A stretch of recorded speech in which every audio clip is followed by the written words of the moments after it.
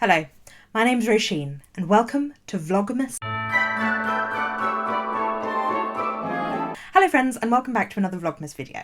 Since December marks a change in the seasons, I thought today would be a great day to recommend you my top 10 favourite books for reading in winter. These aren't Christmassy books, these are books that you can read throughout the winter into January and February, but I love to give some seasonal recommendations to you, and I have already done a video of cosy autumnal reads, which I will leave in the cards above if you are still feeling those warm and cosy vibes. But today I thought I would recommend you things for winter.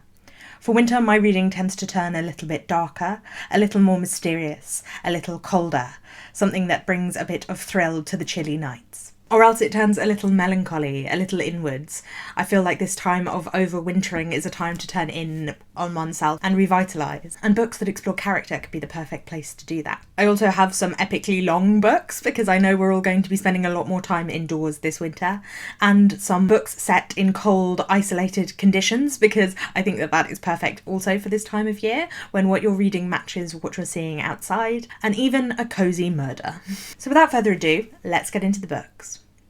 The first book on my list is one that makes me feel a bit Christmassy, and is also one that is very slow moving and character driven, which I think makes it perfect for this time of the year, as well as being a long classic, which is perfect to cozy up with, and that is Little Women by Louisa May Alcott. Little Women starts at Christmas, and so it is always a fun read to start in December, but it covers the whole lives of the March sisters living in Massachusetts in the 1860s during the American Civil War. Their father has gone away to fight in the Civil War, and so the girls and their mother are alone in their house.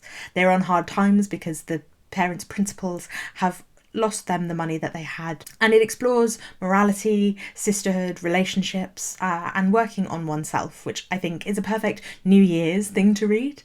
It is also a very cosy family story and has some tragedy and some melancholy in there too, a lot of which I think makes it perfect for this time of year. I think classics are a wonderful thing to cozy up with because there is never too much terrible things that happen in them. There's no blood and guts, or even swearing and sex, and so I think that they can be cosy in that way. They also tend to be very long. Little Women is a chunk of a book, but I think it's perfect for the cosy nights. Next on my list is a children's book, and that is Northern Lights by Philip Pullman. While I adore the entire His Dark Materials trilogy, I think that Northern Lights is particularly suited to a cold, wintry night. Northern Lights tells the story of Lyra, a girl who lives at Jordan College in Oxford. Children start to go missing from Oxford and from London, and her best friend Roger goes missing. She meets a woman called Mrs. Coulter who takes her to London, and she tries to discover what has happened to Roger and ends up on the run, where there are vague, shadowy people taking children to do experiments on them. It sounds very dark, and it is a very dark premise. The book has so much coziness in it. They also end up going to the north of Lyra's world, up into the Arctic Circle, where there are polar bears and witches, which is very magical and wintry. The atmosphere, the setting, and the adventure are all things I think make it perfect for a winter's read when you can't get out. It is a perfect form of escapism, and the atmosphere and the characters are so brilliant and beautiful. Next, something entirely different, and that is The Secret History by Donna Tartt. The Secret History is set in a small liberal arts college in New England about a Greek class with only 5 students in it who are obsessed with each other. This book is a Greek tragedy that begins, as we know, with one of the people in this Greek class having been murdered, and takes us back to discover what led us up to this event. It is the pinnacle of dark academia, which I think is perfect for darker days, and is also set over the course of one freezing winter. Our main character lives in an abandoned factory with cracked windows and finds himself almost freezing to death over the winter holidays. It is a book with a lot of mystery, a lot of darkness, a lot of beautiful descriptions, and also one with pretentious characters and references to Greek mythology. It is an excellent driving mystery, a literary page-turner, which don't often come together, and has such dark overtones that I think it's perfect for this time of the year. Another classic that I think is perfect for this time of the year is David Copperfield by Charles Dickens.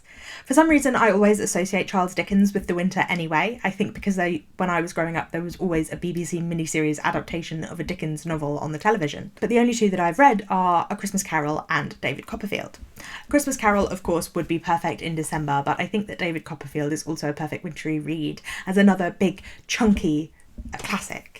It tells the story of David Copperfield's life from losing his father before he was born to losing his mother when he was a young child and becoming the ward of her abusive second husband and being sent to school and to work. It follows his life when he meets his aunt and through the trials and tribulations of his life, the ups and downs. Dickens is excellent at a character study. He really knows how to draw comedic characters that are so outlandish but also feel quite real. They are definitely stereotypes and comedy characters like the Commedia dell'arte, but they are very well drawn. I recommend taking Dickens at a slow pace and reading him in tasty morsels, because I think that the writing and these jokes definitely can get a little repetitive if taken all at once. And so I think stretching this long novel out over the course of a winter would be a perfect cosy experience. One that does seem to be more Christmas related than winter related because of its title is The Christmas Chronicles by Nigel Slater. This is a piece of non-fiction that covers Nigel Slater's experiences growing up and in his life as an adult of Christmas and of winter more generally. Nigel Slater writes so beautifully about food and about nature that I think that this is a perfect book to cozy up with. And because it covers the period from the 1st of November until the end of January, there is a lot more of winter in it than just the Christmas period itself.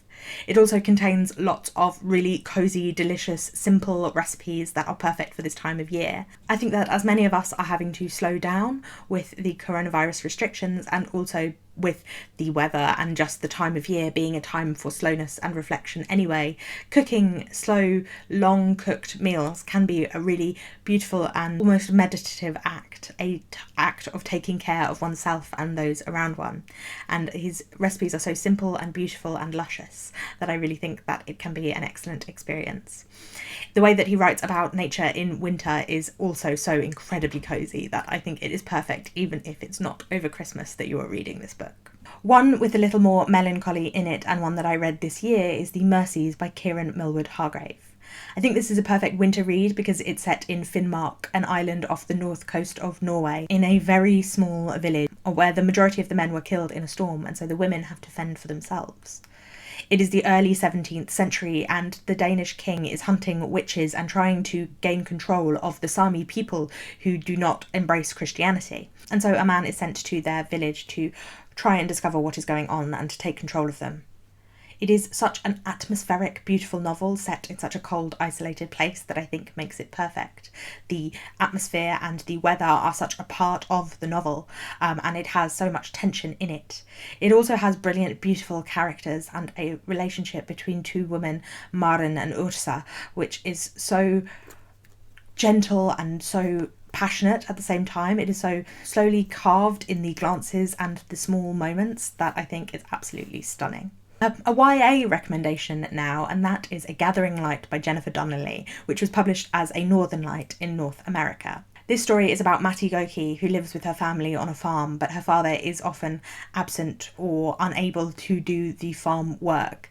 And so Matti, as the eldest, has to take over a lot of the responsibility. But really what she wants is to go to school and to get out of her small town in the Adirondacks. When she's older, and working in a hotel on the edge of the lake in the tourist part of the town in which she lives, a woman is found murdered in the lake.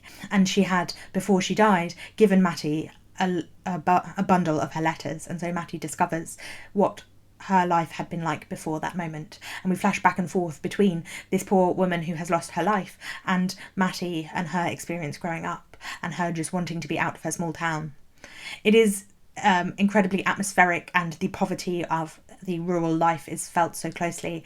I felt this was a book that I read over and over again when I was a teenager myself, and I fell in love with the characters. I thought that they were so powerful and beautiful. It is definitely a melancholy book, and one again in which nature plays a huge part. 100% recommend it if you like a sort of sad but hopeful book at the same time, and one with a bit of a mystery. If a simple, cosy mystery is what you are after, then I would recommend Murder on the Orient Express by Agatha Christie.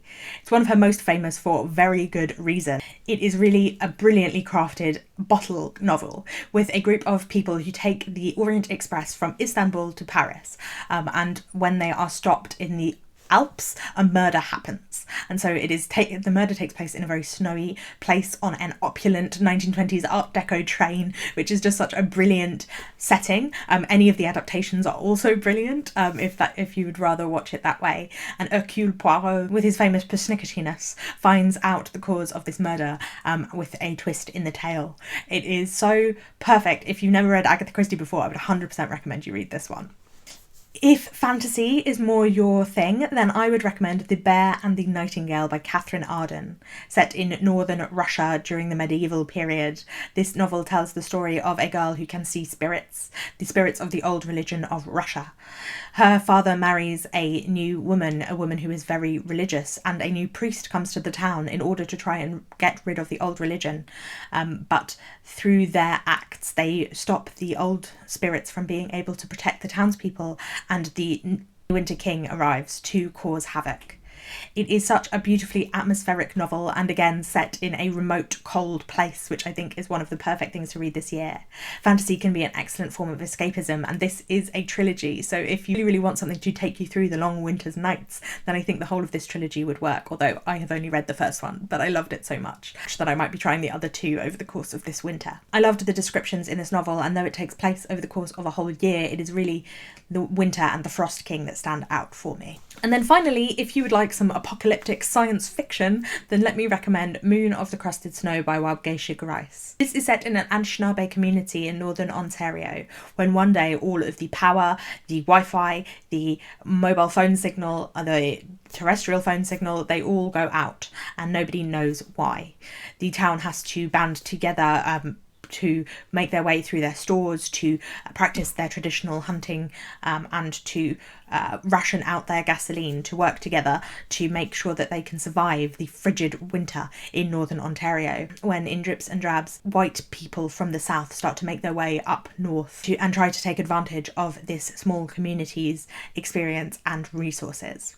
It is a very tense novel with a lot of dreams woven in that are very menacing, and it explores settler colonialism and entitlement, and also the way that communities can work together through a tragedy.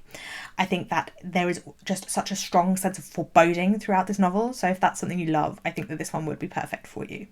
That is my top 10 books that I recommend you read this winter. Let me know in the comments below if any of them sound good to you, or what you would recommend that I read over the course of this winter. Please remember to give this video a like and to subscribe, because I'm doing Vlogmas, so I'll be here until the 25th of December. Thank you for watching, and I will see you again soon. Bye bye!